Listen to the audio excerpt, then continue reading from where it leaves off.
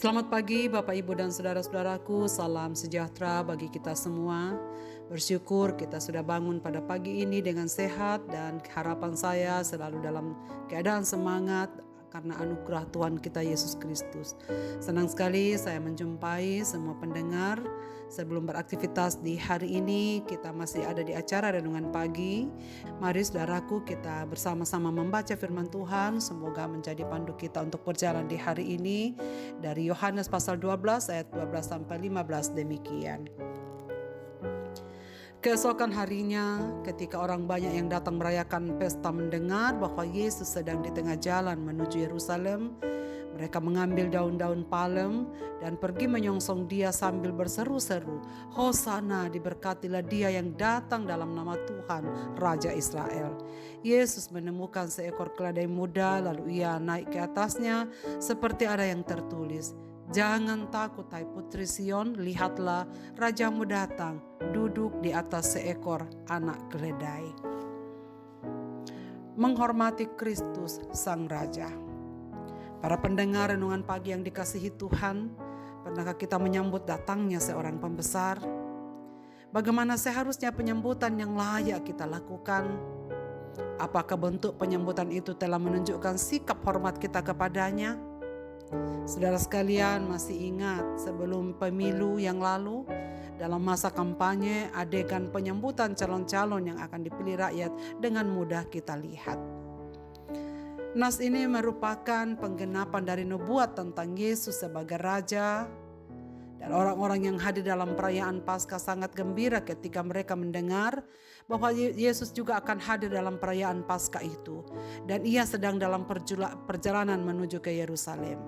Saudara sekalian, figur yang selama ini hanya mereka dengar akan hadir di tengah-tengah mereka.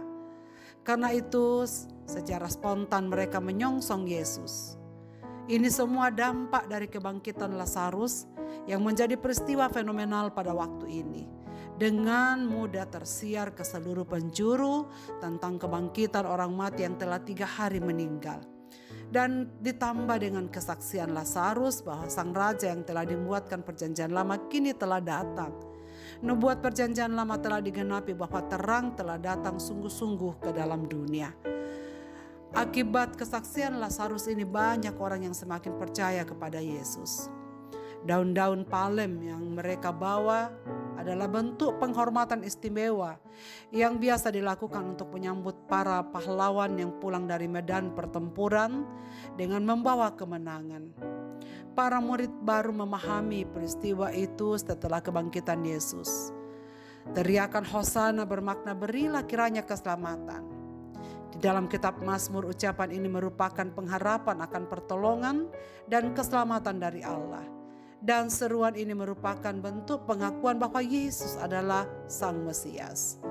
Saudara sekalian, kita bersyukur karena karya Kristus telah digenapi dan kita dapat melihat semua karya itu. Ia adalah Raja dan segala kuasa ada di dalam tangannya. Sebagai warga kerajaan Allah, marilah kita hidup taat kepada Raja kita. Menghormati Raja adalah kewajiban dan tanggung jawab kita sebagai warganya. Nilai-nilai ketaatan dan penghormatan kita semestinya menyatu dan tercermin di dalam diri kita, bukan hanya ketika kita sedang beribadah, melainkan dalam seluruh kehidupan kita.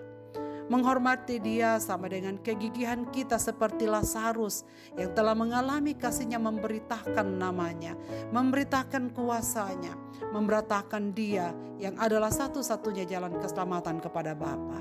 Ada banyak orang Kristen yang setelah mengalami pertolongan Tuhan enggan untuk bersaksi, enggan untuk mengajak orang datang kepada Juru Selamat mengalami kasih-Nya. Bahkan lebih parahnya, ada yang dengan terang-terangan mengaku melayani Tuhan, tetapi menghalalkan segala cara untuk memajukan popularitasnya. Demi kepentingan mendulang suara dan pengakuan tidak berani memberitakan Injil keselamatan dalam Kristus. Semua bisa dikompromikan. Demi jabatan, demi uang, demi popularitas. Semua bisa dikompromikan. Kalau sudah demikian susah untuk membedakan mana sedang diperalat oleh iblis atau sedang melayani dengan tulus. Lazarus dengan jujur bercerita apa adanya. Walau dia sadar memberitakan Yesus Kristus ada ancaman pembunuhan, tapi ia tidak peduli. Injil keselamatan harus diberitakan. Saudara-saudaraku, jika kita menghormati dia sebagai Raja kita, tentunya kita tidak mau mempermalukan namanya dengan menentang perintahnya. Kejujuran dalam bekerja, ketulusan untuk memberi, kesetiaan kepada Allah dalam menjalani pergumulan, juga kesetiaan kita untuk memberitakan namanya, membangun kerajaan Allah di dalam dunia ini, dalam hidup kita adalah mutlak kita lakukan. Jika kasih dan sikap peduli kita kepada orang lain adalah sebagian kecil dari nilai-nilai yang harus kita cerminkan sebagai warga kerajaannya. Saudara sekalian, tugas kita adalah fokus bagi pembangunan kerajaannya, walaupun ada harga yang harus kita bayar. Tapi bagaimana Lazarus siap untuk menerima resiko. Yang penting nama Tuhan dimuliakan dan Injilnya semakin diberitakan. Kiranya menjadi kekuatan kita juga, bahwa Tuhan akan menyertai kita, Tuhan akan menolong kita. Mari kita membuka mata kita bahwa dunia ini butuh juru selamat. Dunia ini butuh Yesus Kristus. Dunia ini butuh kabar keselamatan yang datang dari Allah. Karena itu saudara-saudaraku, biarkanlah hidup kita tidak kompromi dengan apapun dalam dunia ini. Mari kita fokus dalam satu alasan kita, satu panggilan hidup kita untuk memberitakan namanya ke seluruh dunia ini. Kiranya Tuhan memberkati kita saudara sekalian dengan firman ini. Marilah kita berdoa. Bapa di sorga, terima kasih banyak untuk firman-Mu pada pagi ini. Bagaimana Lazarus yang tekun memberitakan keselamatan yang datangnya hanya dari Yesus Kristus. Kiranya Tuhan juga memberikan kami kekuatan untuk fokus pada pemberitaan Injil Kerajaan Allah. Ampuni kami ya Tuhan, karena kadang-kadang kami kompromi dengan dunia ini. Dan kami tak berani bersaksi tentang sejujurnya bahwa Yesus adalah Tuhan dan Juru Selamat.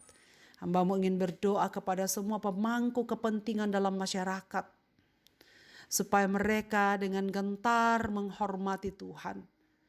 Mereka dengan niat tulus melayani Tuhan sebagai bukti penghormatan kepada Raja di atas segala raja, Raja kehidupan kami tentang Yesus Kristus.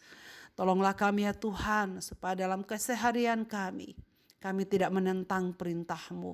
Kami tidak mempermalukan nama-Mu. Dalam pekerjaan, kami dalam ketulusan, kesetiaan, ketaatan dalam segala situasi, fokus untuk memberitakan Injil Kerajaan Allah. Kiranya makin banyak orang-orang yang terus dipenuhi oleh Roh Kudus untuk berjuang memberitakan Injil di dalam seluruh kehidupan mereka. Hamba-Mu berdoa kepada setiap pendengar renungan pagi ini dimanapun mereka berada. Peliharalah mereka dalam naungan tangan kasih-Mu Tuhan.